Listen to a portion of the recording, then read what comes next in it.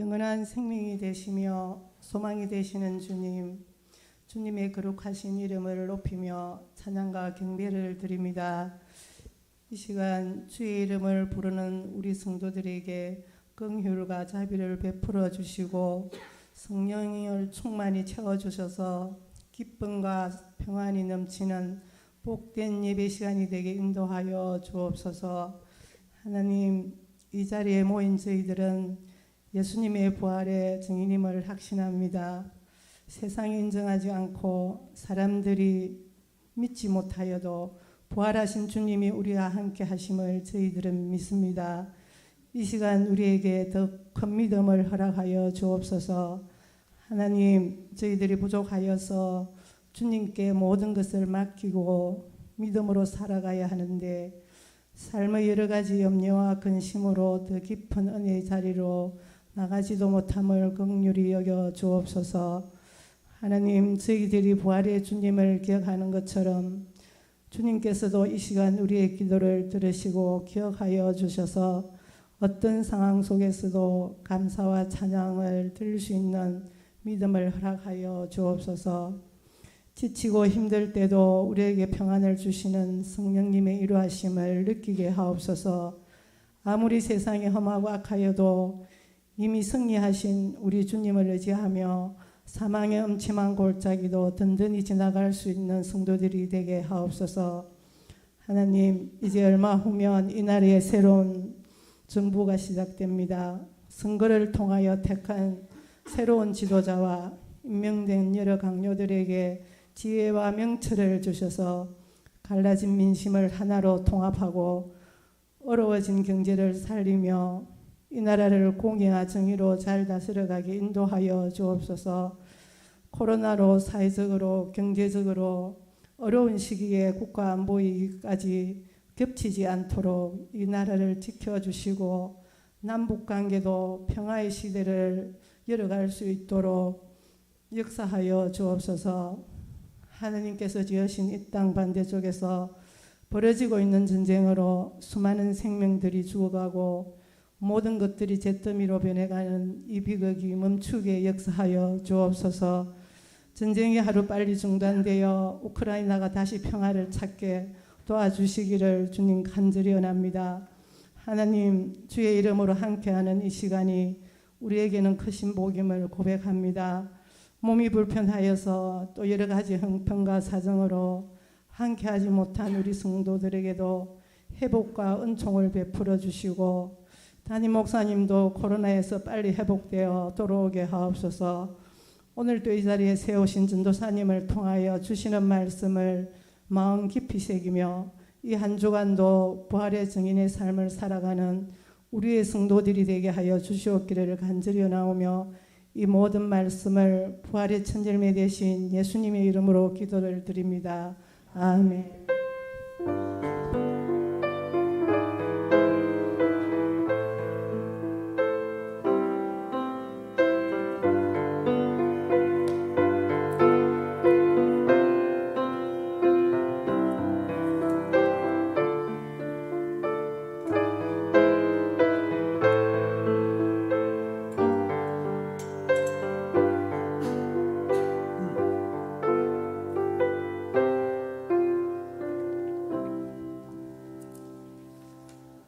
찬송가 307장입니다.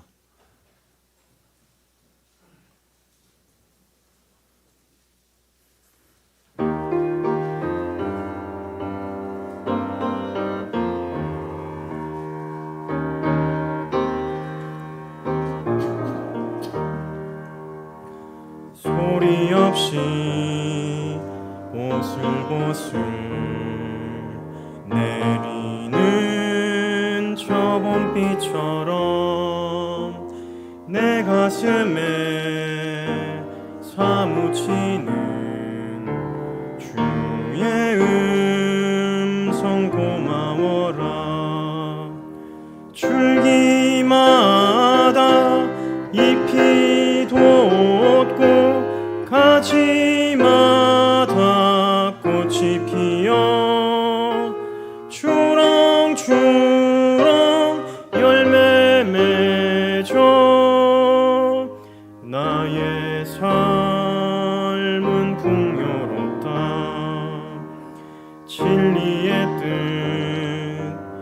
밝혀주고 사랑에 힘 심어주니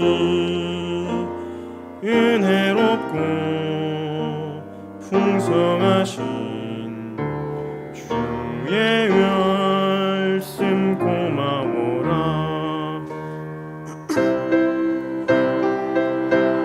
가슴마다 전해지는 복된 소식, 어둠을 몰아내고 밝은 세상 동터온다. 우리 주님 자취 따라 나도 걷는 십자가 길, 가난하고 외로운 자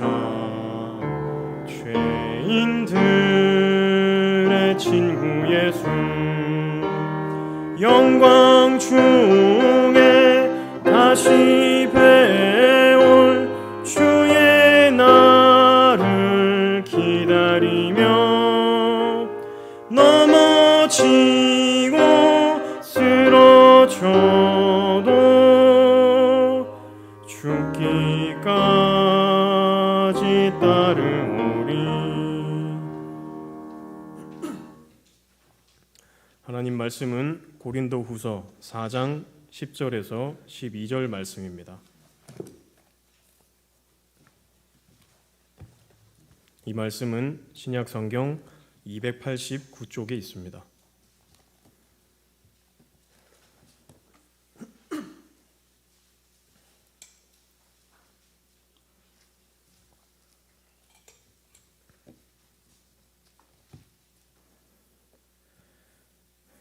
우리 함께 읽겠습니다. 우리가 항상 예수의 죽음을 몸에 짊어짐은 예수의 생명이 또한 우리 몸에 나타나게 하려 함이라. 우리 살아있는 자가 항상 예수를 위하여 죽음에 넘겨짐은 예수의 생명이 또한 우리 죽을 육체에 나타나게 하려 함이라. 그런즉 사망은 우리 안에서 역사하고 생명은 너희 안에서 역사하느니라. 아멘. 기도하겠습니다. 자비로우신 하나님, 이 저녁 아버지의 말씀을 함께 나눕니다. 성령 하나님 이 자리에 임재하셔서 말씀의 뜻을 우리에게 깨우치시고 이 시간 우리의 영이 변하여 돌아가는 귀한 시간 될 수 있도록 인도하여 주옵소서. 예수님의 이름으로 기도드립니다. 아멘. 혹시 캐리그마라는 말을 들어보셨습니까? 신약 성경을 공부하거나 또 신학에 관심이 있으신 분들은 한 번쯤 접해보셨을 겁니다. 캐리그마라는 신학 개념 중에 하나인데요. 이 말은 선언하다 혹은 또 선포하다를 가리키는 캐릭소라는 말에서 온 그리스어입니다. 우리말에서는 주로 선포로 번역이 됩니다. 이 말에 대해서 부연하자면 꽤 긴 설명이 필요하겠지만 핵심만 말하면 하나님의 아들 곧 메시아이신 예수 그리스도가 고난당하고 십자가에 달려 죽으셨으나 부활하셨다 정도로 요약할 수 있습니다. 캐리그마란 결국 그리스도교의 가르침에 교리의 핵심을 관통하는 확고부동한 고백인 것이죠. 요즘에는 이런 내용을 사형리같이 정식화된 교리 해설에서 자주 들어보셨을 겁니다. 그런데 본문에도 캐리그마를 찾아볼 수 있는데요. 10절부터 오늘 우리가 읽은 12절까지의 본문 전체가 그렇습니다. 그런데 바울이 캐리그마를 말하는 맥락이 우리와는 사뭇 다릅니다. 본문을 다시 한번 제가 읽어보겠습니다. 우리가 항상 예수의 죽음을 몸에 짊어짐은 예수의 생명이 또한 우리 몸에 나타나게 하려 함이라. 우리 살아있는 자가 항상 예수를 위하여 죽음에 넘겨짐은 예수의 생명이 또한 우리 죽을 육체에 나타나게 하려 함이라. 그런즉 사망은 우리 안에서 역사하고 생명은 너희 안에서 역사하느니라.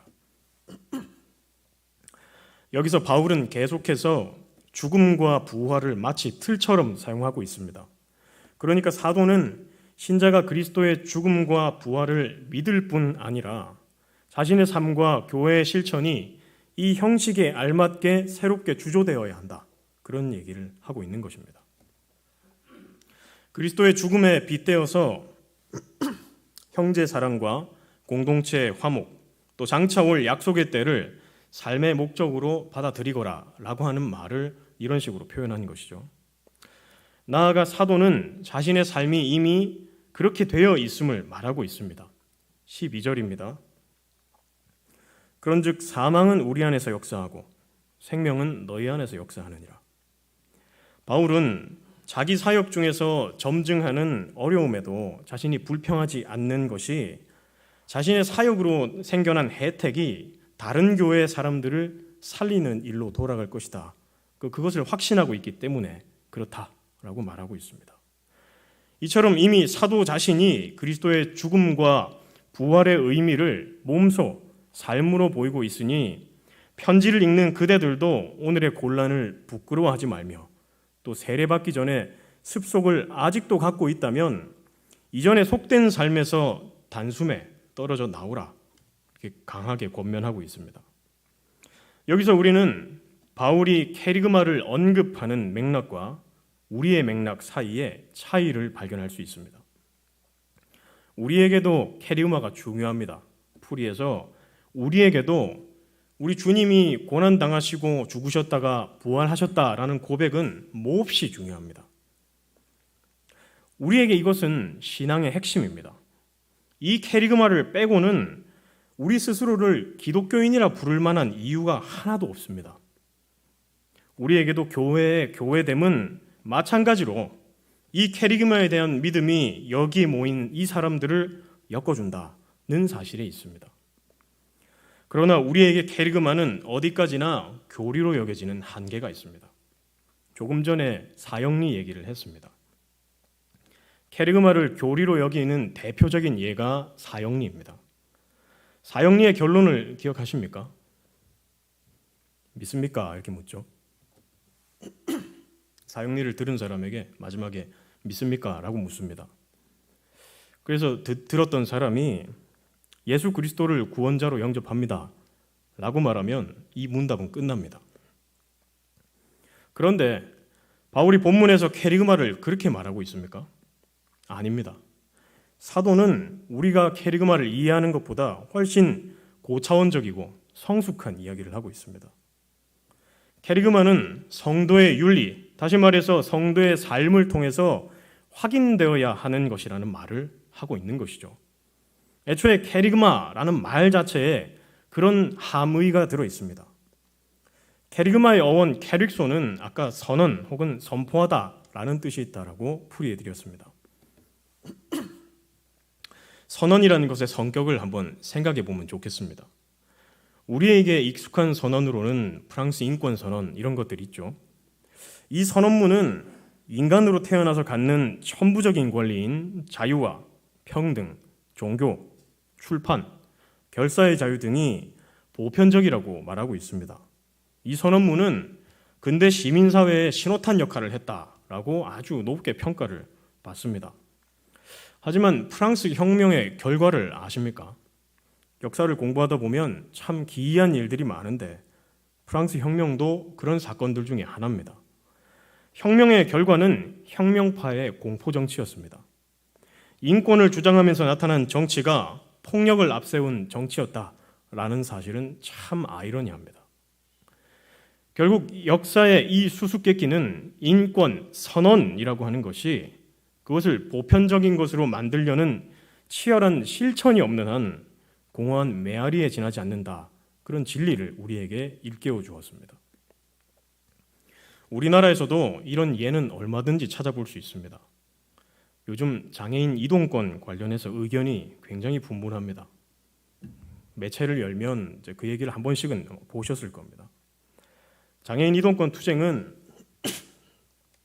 2001년 1월 22일 서울 지하철역 4호선 오이도역에서 장애인 리프트를 타고 가던 그걸 타고 지상으로 올라오던 70대 장애인 부부가 그 리프트를 지탱하던 한 가닥 쇠줄이 끊어지면서 7m 계단 아래로 추락한 그런 사고로 시작됐습니다. 이 사고로 부부 중 한 명이 숨지고 한 명이 크게 다쳤습니다.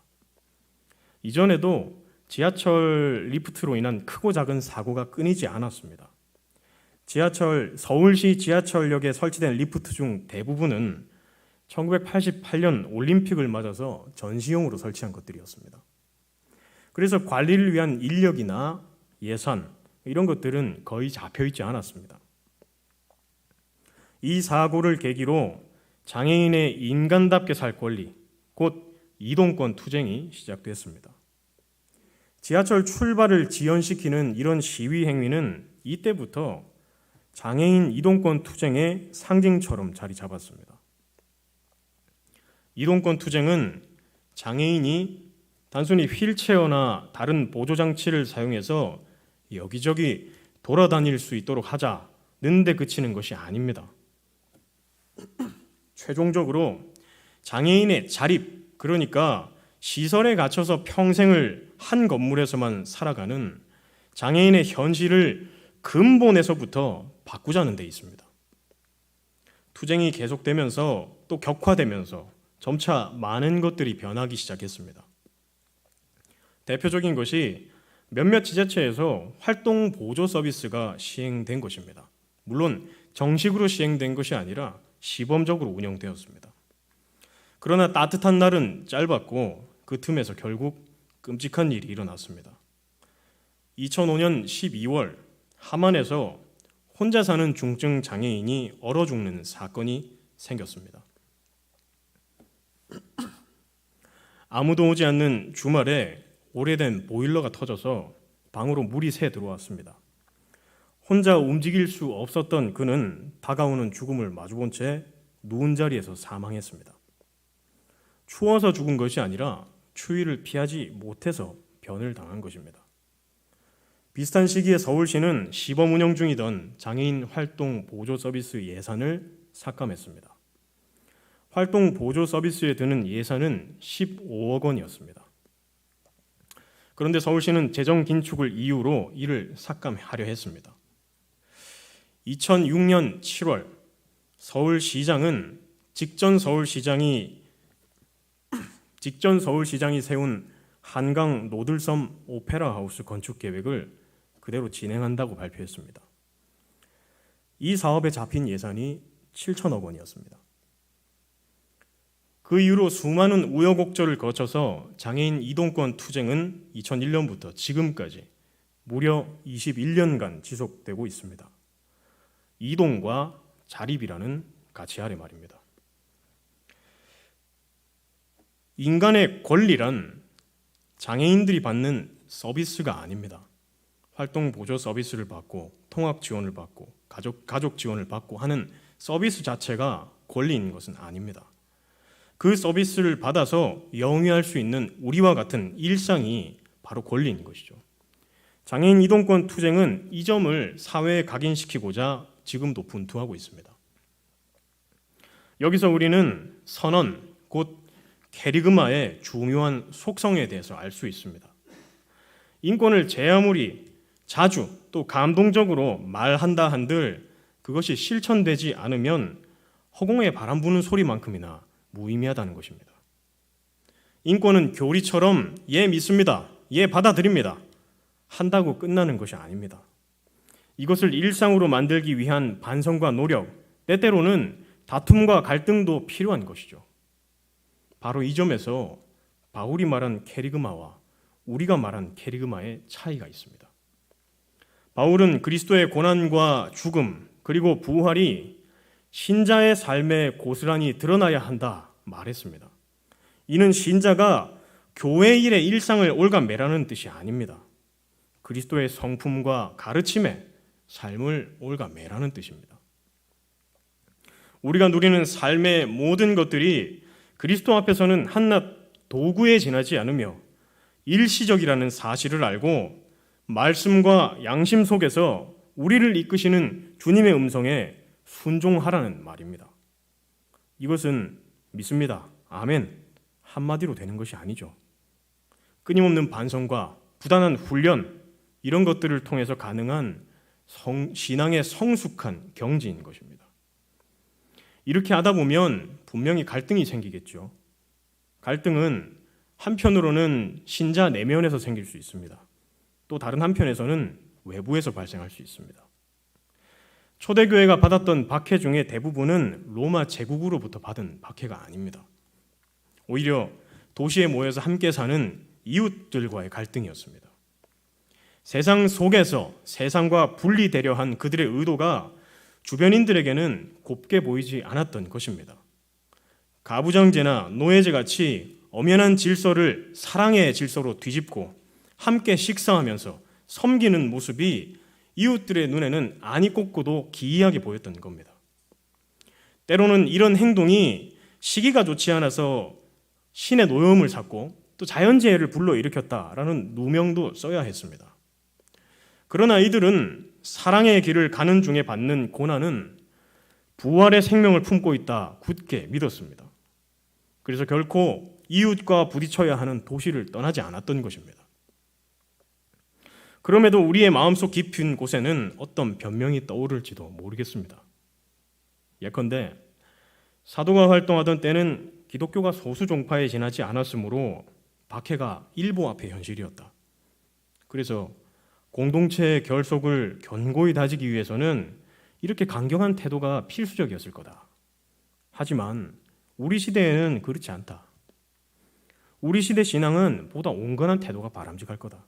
이게 효과적일 거다. 우리 시대에는 왜 신앙이 워라밸같이 교회 생활과 일상생활의 균형 말고는 우리 삶의 균열을 일으키지 않는 걸까요? 요즘은 세상이 합리적이라서 신앙과 세상이 갈등할 일이 좀 덜한 걸까요?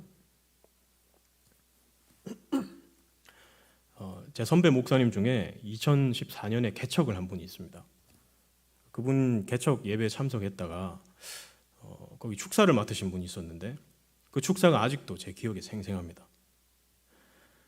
축사를 맡으신 분은 마찬가지로 개척교회를 수해 동안 담임해온 한 목사님이었습니다. 그분은 축사 첫머리에 이렇게 말했습니다. 개척을 하는 순간 만몬과의 싸움입니다. 숫자의 논리와 재정의 압박은 광야 생활 이스라엘이 겪은 것처럼 언제나 목회자와 교인을 위협합니다. 그러나 이스라엘이 하나님을 만난 자리가 광야였다는 것을 기억하십시오. 목회자로서 그가 얼마나 힘겨운 싸움을 하고 있는가 하는 것이 드러나는 한마디였습니다. 숫자와 재정, 결국에는 돈과 복음의 갈등이 모두가 소비와 효율을 쫓아 사는 시대에 어떻게 그리스도인으로 살 수 있을까 하는 고뇌가 이곳에 담겨 있는 거죠. 그러나 사도가 본문에서 권면하는 것처럼 이런 갈등은, 이런 고뇌는 목사라는 기능을 담당하고 있는 그런 사람만 가져야 되는 것이 아닙니다. 우리의 신앙에서 갈등이 교회 일과 그 밖의 일상을 조율하는 일에 그친다면, 또 신앙이 우리 삶에서 일으키는 갈등이 그것밖에 없다면 우리는 사도의 말과 우리의 삶을 마주 세워 봐야 합니다. 사도는 분명 그리스도의 죽음과 생명이 우리 삶에 그대로 드러나야 한다, 나타나야 한다 말합니다. 이 캐리그마는 바로 신앙인의 삶을 조형하는 일종의 형식인 것입니다. 이 틀을 따라 살면 분명히 갈등이 생깁니다. 이런 수수는 주님에게서도 나타나고요, 바울에게서도 나타납니다. 또 우리가 존경하는 신앙의 선배들에게서도 나타납니다. 부활이 십자가의 결과이듯 신앙이 초래하는 갈등이 하나님 나라의 소망을 잉태하고 있다라는 사실을 바울은 우리에게 일깨워주고 있습니다. 또 숱한 신앙의 선배들도 그 진리를 우리에게 알려주고 있습니다. 밀가루 반죽을 어떤 틀에 넣으면 그 틀에 새겨진 형상 그대로 빵이 되고 쿠키가 돼서 나옵니다. 그렇게 형상이 고정되면 이제 그 밀가루 반죽의 모양은 되돌릴 수가 없죠. 마찬가지로 우리의 상식과 통념을 아득히 초월하는 그리스도의 죽음과 부활, 사랑이 우리 삶의 틀이라면 주님이라는 모범은 우리에게 유일한 모범입니다. 유일하다는 말은 반드시 그 속에 갈등이 포함되어 있다는 말입니다. 그 유일함을 고수하기 위한 분투가 그 속에 내포되어 있다는 뜻입니다. 사도의 삶이 왜 이런 모양이어야 했을까요? 생각해 봅시다. 사도가 왜 이토록 진심을 다해 말하는가 한번 생각해 보면 좋겠습니다. 사도는 오로지 사랑으로 수놓아진 고난과 죽음, 부활의 삶을 모든 그리스도인이 닮아가야 한다 말하고 있습니다. 사도의 이 애끓는 외침을 한 주간 묵상하시기 바랍니다. 그리고 하나님께서 우리의 양심과 말씀 속에서 어떻게 말씀하시는지 귀 기울이는 귀한 한 주 되시기 바랍니다. 기도하겠습니다. 자비로우신 하나님, 이 시간 사도의 말을 통해 주님의 순환과 죽음, 부활의 뜻을 되새깁니다.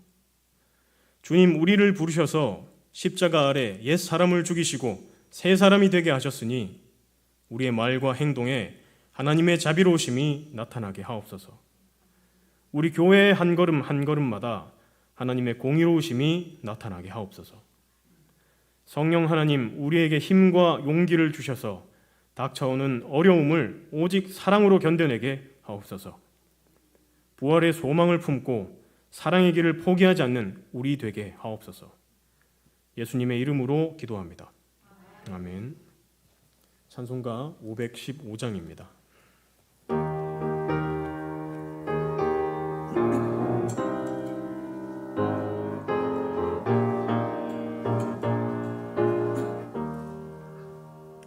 눈을 들어 산을 보라. 어지러운 세상 중에 곳곳마다 상한 영의 탄식 소리 들려온다. 빛을 잃은 많은 사람, 길을 잃고 헤매이며 당자처럼 기진나니 믿는 자여 너희 알고 눈을 들어 하늘 보라. 어두워진 세상 중에 외치는 자 많건만은 생명수는 말라서라. 죄를 대속하신 주님, 선한 일꾼 찾으시나. 대답하리 어디 있나. 믿는 자여 너희 알고 눈을 들어 하늘 보라. 살아계신 주 하나님, 약한 자를 부르시어 하늘 뜻을 전하셨다.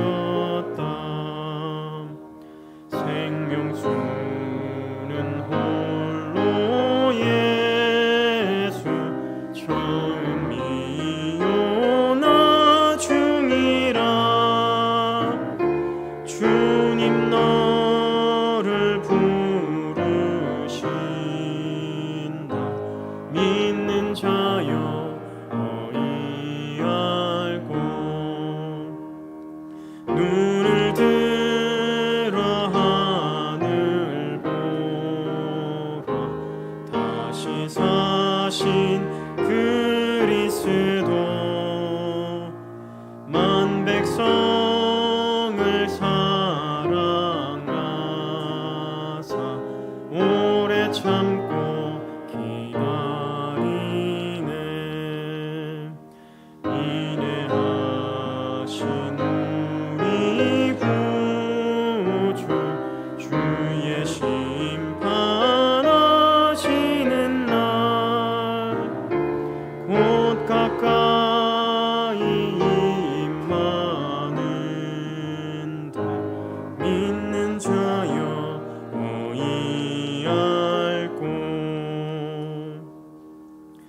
목사님 나오셔서 광고하시겠습니다.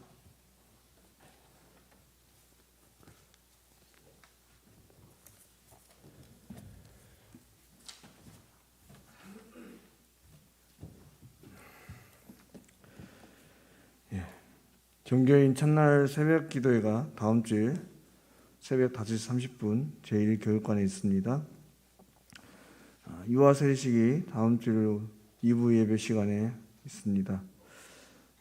8주간에 걸친 교사 및 학부모 교육이 어제 23일 하나님의 은혜 가운데 잘 마무리되었습니다. 신도 있고 즐거운 교육이 될 수 있도록 함께 기도해 주시기 바랍니다. 다음 주에 2부 예배 후에 재직회가 있습니다. 우리 재직들 꼭 참여하시길 바랍니다. 5월 안내위원 그리고 좋은 습관 가지기 캠페인과 4월 함께 나눌 기도 제목 보시면서 함께 기도해 주시고 신앙의 삶으로 살아가셨으면 좋겠습니다. 이제 제가 축도하고 예배 마치겠습니다. 우리 주 예수 그리스도의 은혜와 아버지 하나님의 사랑과 성령의 교통하심이 이제 온전한 신앙의 실천으로 예수 그리스도를 닮아 성도의 삶을 살고자 하는 이 시간 예배하는 모든 성도들 머리 위에 그리고 저들의 삶과 가정과 모든 일터 가운데 이제부터 영원토록 함께 하시옵기를 간절히 축원하옵나이다. 아멘.